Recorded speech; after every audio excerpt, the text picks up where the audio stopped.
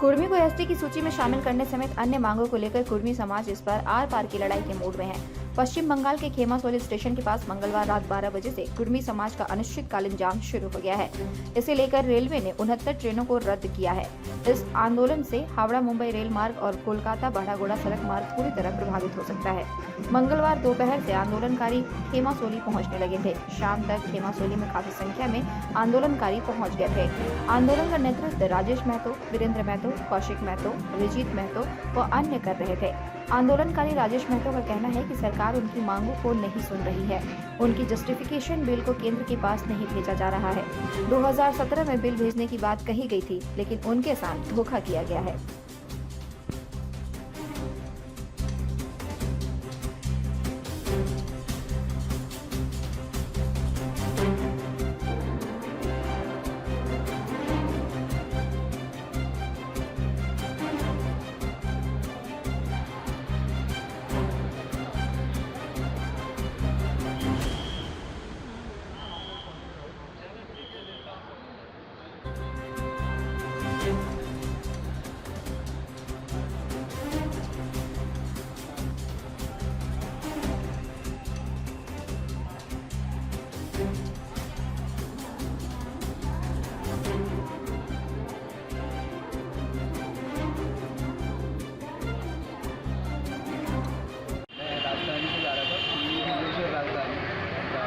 ज़रूरी काम से मुझे भुवनेश्वर जाना था और अभी कोई ट्रेन है नहीं यहाँ पे, तो I am looking for a train.